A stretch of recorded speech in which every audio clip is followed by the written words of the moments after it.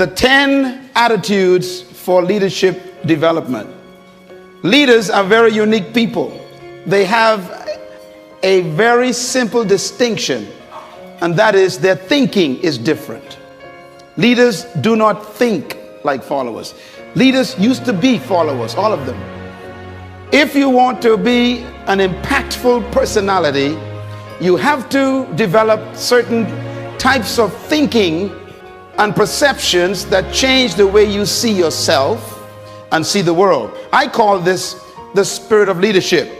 Now, there are only 2 animals on the planet that the Creator identified himself with. I've read hundreds of books, and that's my commitment. For the last 20 years, I've been reading 4 books a month. And that gives you an idea of how much reading I do. Because if you're going to become influenced in the world, you have to be a reader. And when I read the Bible, I was shocked to find that there are 2 animals that the Creator identified himself with. The first one is the eagle, and the second animal is the lion. And when I identified those 2 animals as his favorite to identify himself with, I recognized I better study these 2 animals, because if he is the leader of the universe and I want to be a leader on earth, I better find out the nature of these animals and also the attitude of these animals.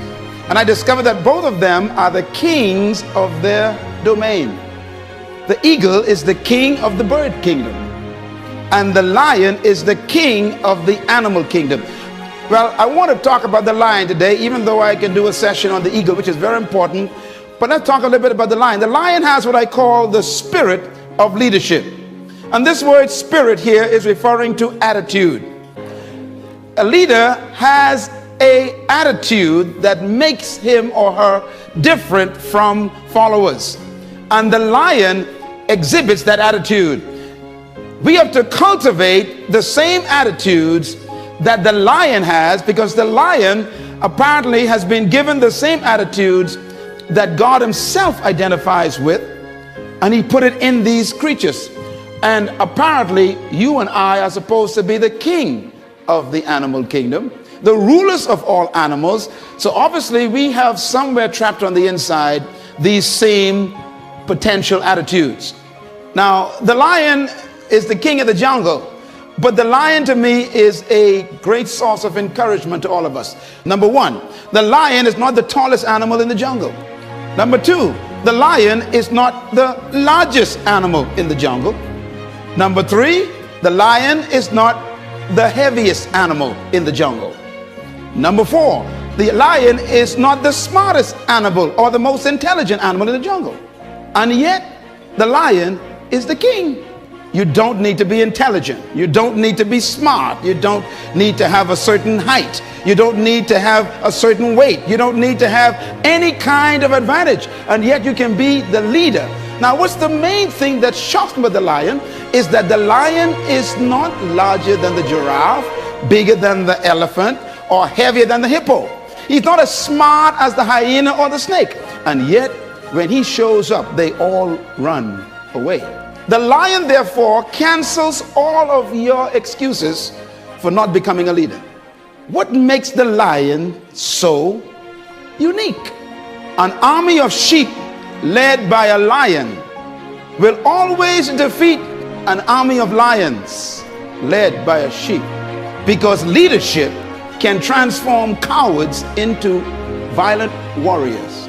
Why would a lion become the king of the jungle when he has all of those limitations? He's not the tallest, not the strongest, not the smartest, not the heaviest, not the most intelligent, but yet he runs things. The lion is the king of the jungle because of one word: attitude. The lion has a different attitude that makes every animal afraid of him.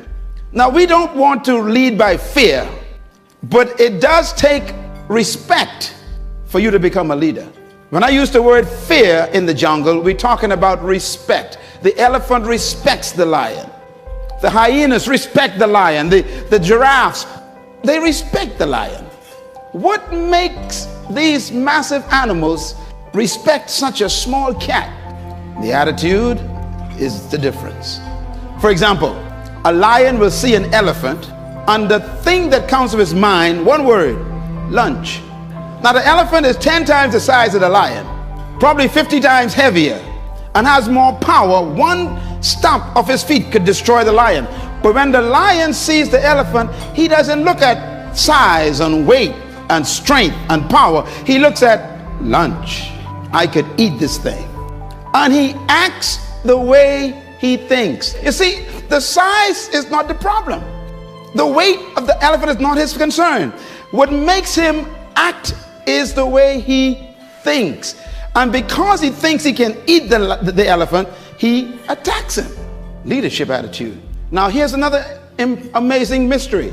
The elephant is larger, bigger, stronger, more powerful, heavier, and more intelligent. And yet when the elephant sees the lion, one word comes to mind: eater.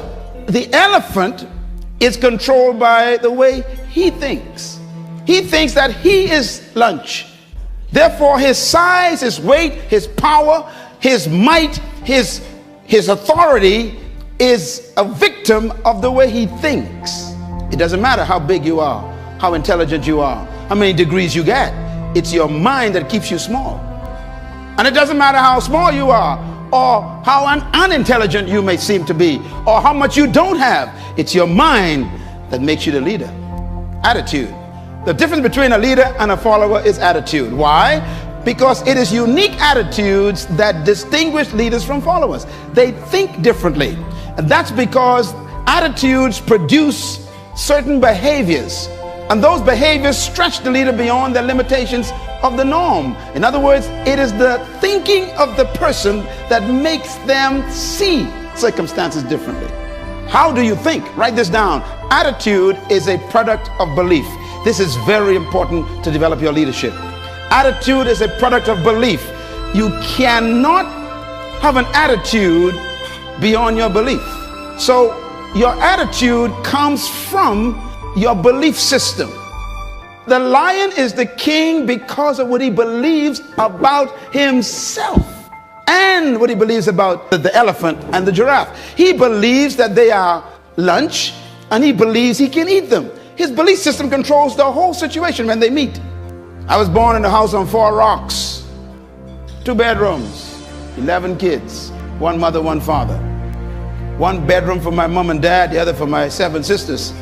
And of course the boys had to find somewhere to sleep. I remember sleeping on a mattress on the floor. I remember sleeping one time on a mat, and that sheet never kept the mosquitoes out. All around me was poverty, but we didn't know that because everybody was poor. The only way you know you're poor is when you meet a rich person. And there I was sleeping on the floor. Wonderful family. They loved me. We loved one another. My parents loved us. We loved them. We had a great family, but we didn't have much. And every opportunity was around me to think negative. I was on the other side with alcoholics all over the place. And I remember my mother and father would tell us things to fix our belief system. They would say, you can do anything you want to do, son. And they said that when I was sleeping on the floor. They were working on my belief system.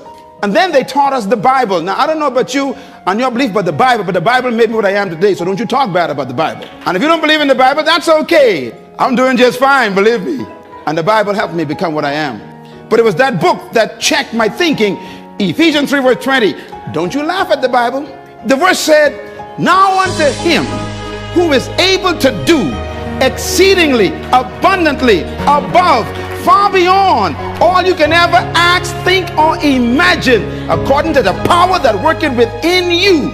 I went from an F student to an A student in 1 semester because of my belief system. I graduated head boy. It was my what? Belief system. No one can live beyond the limits of their belief. So if you want to live beyond what you're living now, you have to change your belief system. Leaders are born when you have the discovery of a new belief system. The secret to anyone rising is what happens in their belief system. Your life is what you think it should be. That's exactly what you are right now. You are what you thought you should be. And if you don't like who you are, you got to change what you think you should be. That's how leaders are born. No amount of training in leadership skills or management methods or titles, No amount of promotion or associations with rich people or smart people can ever substitute for the right attitude. No substitute for it. As a matter of fact, your leadership development is determined by, number one, your perception of who you are. Number two, by why you think you exist. And number three, these are very important, your sense of significance. I am giving you my secret to life right here. What brought me from the floor to flying my own jet is these simple statements here. You got to first change your perception of who you are. And that starts with a belief system. Secondly, you must change your perception of why you think you exist. And number three, your sense of significance. Your perception of who you are. You've got to change it. And most of our perceptions are other people's concepts of us, and therefore we don't have self-concept, we got other concept. What is your perception of who you are? And the second one, why do you think you exist? You got to discover that you were born for something, some reason. There's some purpose for your life. If you don't discover that, you'll always have a job, and we'll bury you in an average grave with an average tombstone. Discover that you are important to the human race. You are important to the world. You are important to your universe. When I had to grapple with that question, it was tough. Because I've been taught by society, like you have, that you are just a social security number or some NIB number, or you're some just kind of a worker in the system. But that's not true. You were born to do something very significant in the world. And you have to get to the point where you believe that. Cultivating these attitudes are the key to becoming a leader. Now, when attitudes of leadership is married to the ability of leadership, then you become a leader. You can have potential, but if you don't have the belief, your potential becomes a victim of your present belief. Remember the elephant? The elephant has great power, but what makes him afraid of the lion is his belief system. So your mentality has to be equal to your ability for you to manifest leadership. You do have the ability, you were born with it to be a leader, but your mentality hasn't matched it yet. And that's why all of your capacity to lead is buried under your lack of belief that you can. Belief is so powerful, it can make an elephant act like a sheep in the presence of a lion. You know, normally people who are insecure, whenever they meet somebody who is confident, they always call the confident arrogant. When you discover who you are, you can't help but be confident. I don't pretend, I don't try to have confidence.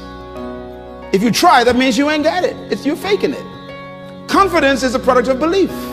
What you believe about yourself determines the way you think about yourself, and the way you think about yourself is the way you behave. And you behave bold and confident and fearless because there's some things you discovered about you and about life that makes life change a perception.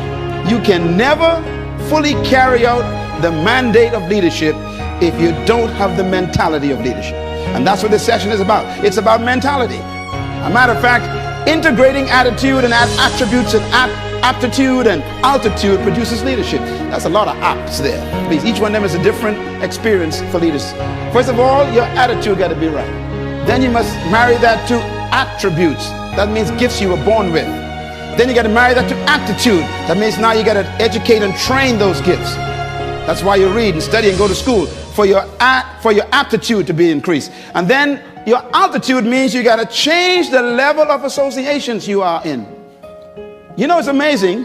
When you change your aptitude, you normally want to change your altitude. Leaders choose their friends based on their destination. And one of the keys to developing leadership is you have to appreciate the fact that no one is responsible for your life except you. I had to take charge of my life as a teenager. And at age 13, I discovered who I was. I became a problem to the whole family. My mom used to say to me, she'd say, "You are a different boy. You are a different child." But something happened to me at age 13. I discovered myself. Different was simply meaning you don't think like the rest of the kids. That's all it means. And remember, thinking is belief system being exposed. And therefore I married my attitude and my attributes, and my aptitude changed, and I began to study for a different reason. And suddenly my altitude changed. I started attracting different types of friends. And by the way, You know, an eagle, this is the other animal that God identifies himself with. I studied eagles intensely. I got a whole series on eagles because you must study to understand life. And I discovered what eagles, they said eagles can fly up to 3 to 4 miles in the sky. That's almost high as some jet planes. And do you know that when an eagle is flying at top flight, they said that if an eagle meets another bird in top flight, it has to be another eagle, because they're the only birds that can fly at that altitude. So here's a thought to take back to work with you. If you keep running into pigeons and ducks and tobacco doves, you are flying too low. Do you know what a pigeon is? Eagles never flock. You only find them one at a time. So if you keep attracting a gang of people around you at work, everybody want to bring gossip to you, cackling, duck, you are in bad company. That's why I really want you to give yourself a big hand today, because to come here, you must be an eagle. You left the pigeons back at the office. Well, why are you going down there? Who do you think they are? They can't teach you nothing. Hey, that's a chicken talking. And they only fly when they're frightened. If you're going to be a leader, you got to be careful who you fly with. People who criticize got time for it. And that's why I ignore them. I ignore my critics because they got time for it. I'm too busy. I'm too busy succeeding. I'm giving them something to criticize.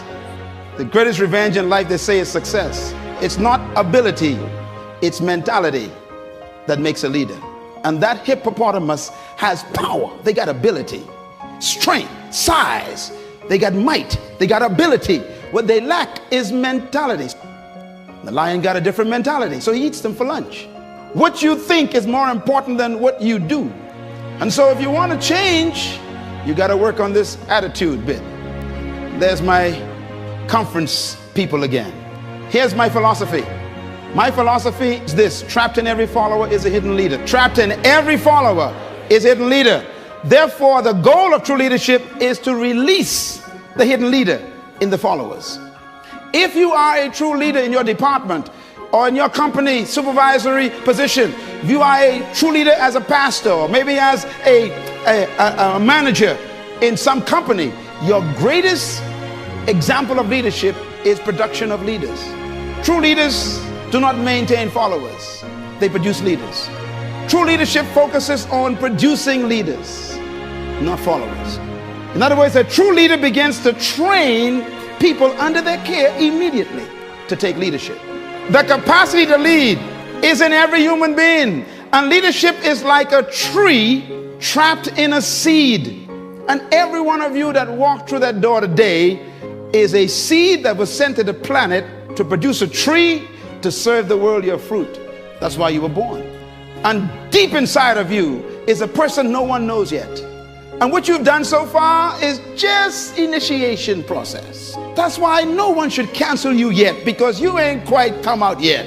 Leadership manifestation requires the right environment.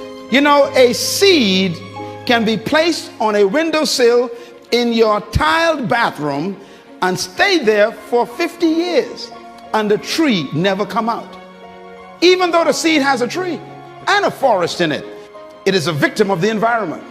If you can just get that seed off that windowsill and put it in soil with a little bit of water, here comes the future.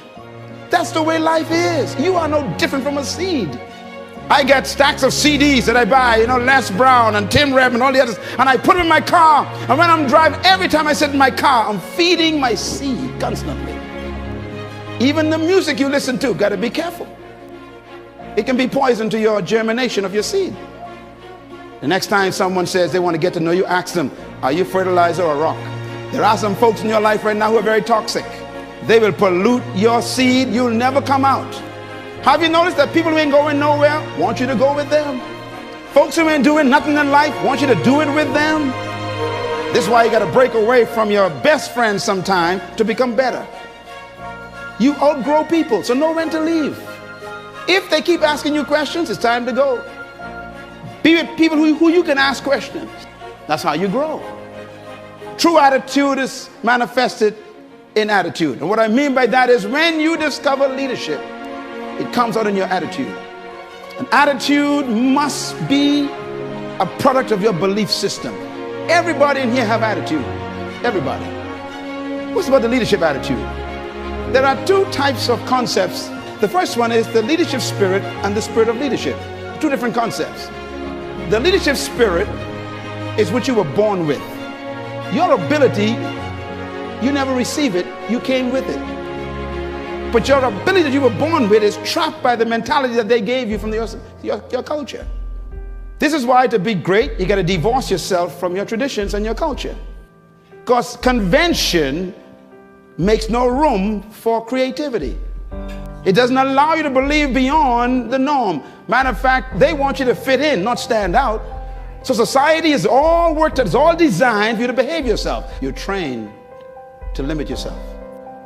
Isn't it amazing that you buy a car that can travel 150 miles per hour, 180 miles per hour, and then the same country that sells the car to you puts up a sign, 50. No, you never thought about that. That's a problem. Yeah, see, Ford Motor Company makes the car to make 180, and then they make sure you only can travel 50. Society is designed to make sure you never become a leader.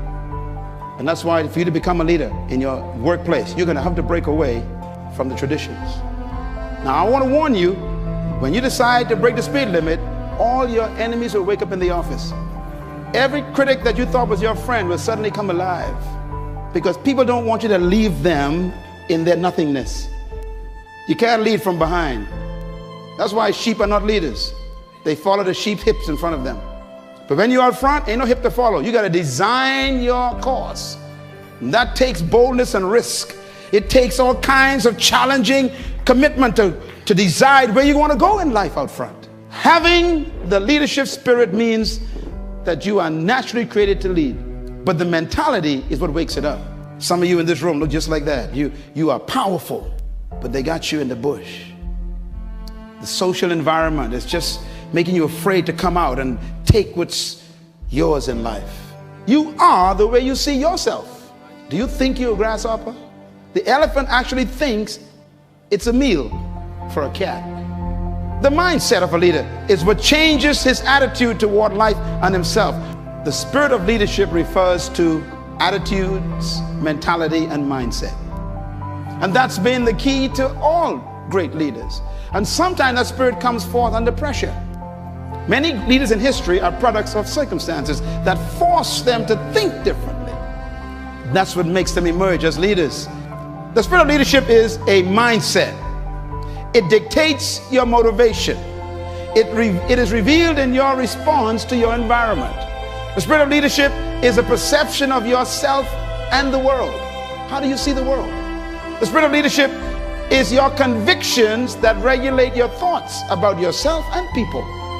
The spirit of leadership is your personal, private philosophy of life. How you think about life and yourself.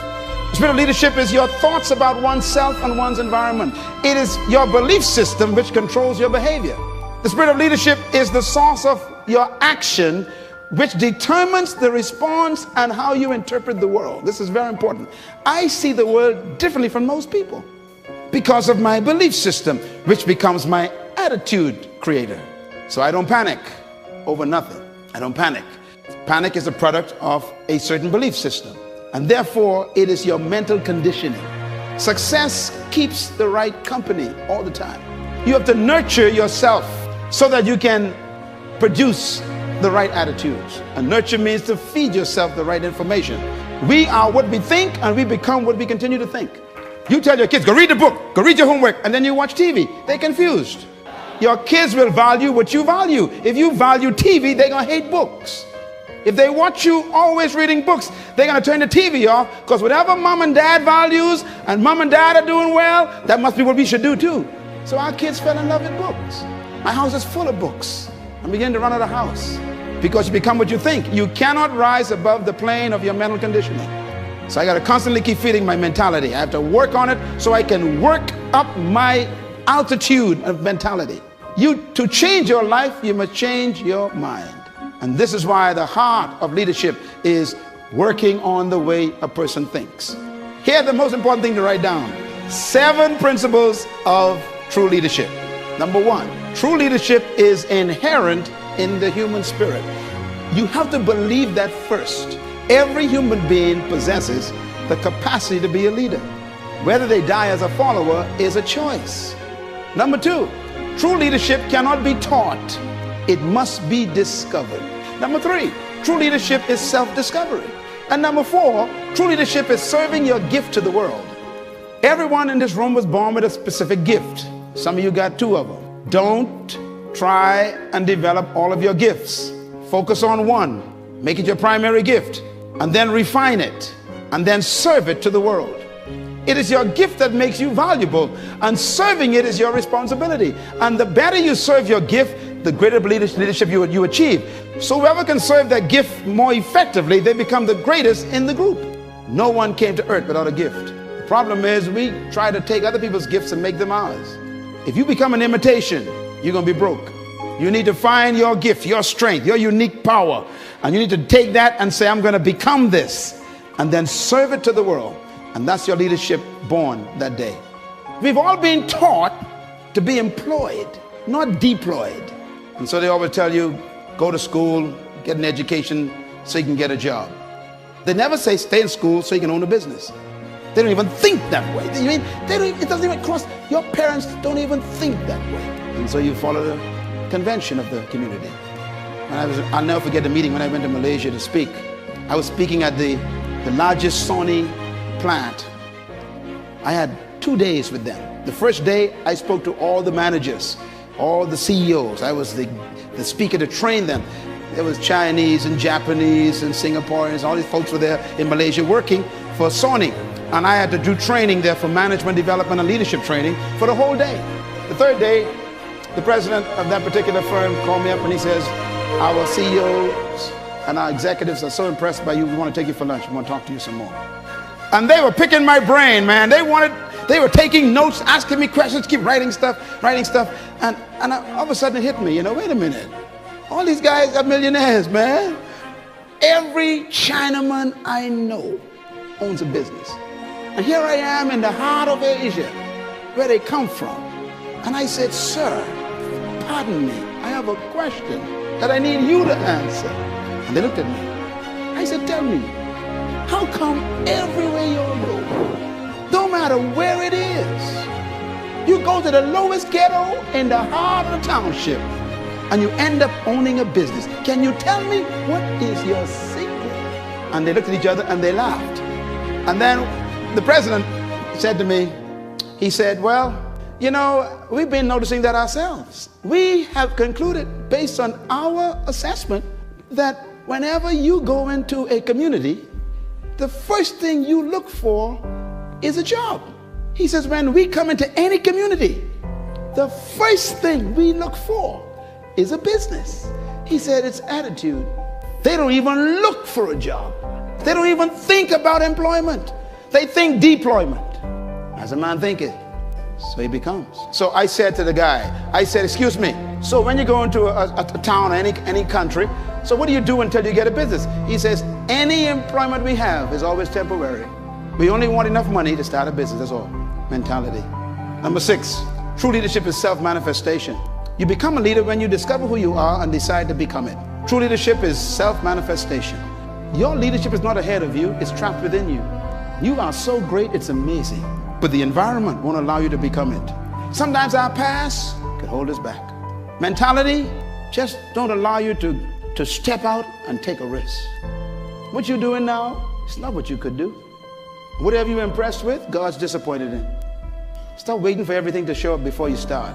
Every leader, I tell you the truth, every leader ain't know what they doing. Me included. We don't know what we're doing. We just say, I got this idea, I'm gonna go for it. And for heaven's sake, believe me, we ain't got no money. What I mean is for our projects. Because you are not a leader unless you're doing something you cannot pay for. I say you are not a leader unless you are doing something you cannot pay for. Leadership demands that you got to take risks. And number 7, leadership is self-exposure. When you expose your true self, get ready. People won't understand you, but go for it. Let us meet you before you die. Not the one the culture made, not the one society produced, the one that's on the inside that we have yet to meet. The true self. This is why I keep telling people you got to die empty. And I want to give you these, what I call the 5 questions of life that you have to answer to become a leader. Number 1, who am I? Number 2, where am I from? Number 3, why am I here? Number 4, what can I do? And number 5, where am I going? These are the most important questions in life, and until you answer them, you will always be a follower. Who am I has to do with identity. You got to discover who you are apart from 6.7 billion people. Number 2, where am I from has to do with your heritage. And I'm not talking about your ethnicity, because your ethnic heritage is so confusing. Don't try to find yourself by going back in your ethnicity. You'll never find out where you're from. Why am I here is a question of purpose. You got to discover why you were sent to the planet. Where am I going is a question of destiny. And what can I do is a question of potential. And therefore, when you discover these answers, you've discovered your leadership. I know who I am. I didn't always, but I found out who I was. And secondly, I know where I came from. And I didn't come from the Bahamas. I didn't come from Africa, because both of them are limiting. All cultures limit you. I had to come from something greater. My greatest mentor in history in my life is Jesus Christ. And one time they asked him, where are you from? You know what his answer was? He didn't say I came from Bethlehem, grew up in Nazareth, and had friends in Capernaum. His answer was, I came down from heaven. They said, no, we know your mother, she's Mary, and your daddy Joe. He says, no, I came down from heaven. He refused to have his heritage limited to earth, and so am I. Me, I came through Baintown. I didn't come from Baintown. I came through the Bahamas. I didn't come from the Bahamas. Wherever you came from can limit you or give you unlimited thinking. I said the reason why they call Africa Mother Africa is because you never get your heritage from your mother. That's why you carry your father's name. The seed of your identity comes from your father. I came down from my father through the mother. That makes me limitless. I'm just like my daddy. All things are possible with my father. True leadership is not a method nor a technique. True leadership is an attitude. When I discovered that I came out of God, not out of the Bahamas, suddenly the Bahamas became too small for me. So today we have effects in 90 countries right from this island, because the mentality that was developed here goes beyond this entire region. Don't let where you came from physically trap you. Don't let your ethnic heritage become your graveyard. Stop being black and white and yellow and stuff. Forget that stuff. That's too limiting. Become like your father. Be a man. It's a spirit being. There's no limit. Everything you know is not all there is to know. Beliefs and convictions of a leader regulates the nature of their leadership, and therefore the source of beliefs is the perception of your truth. What is truth to you determines what you do with your life. Whatever you think is truth, that's how you're going to live. That's why it's important to keep getting information.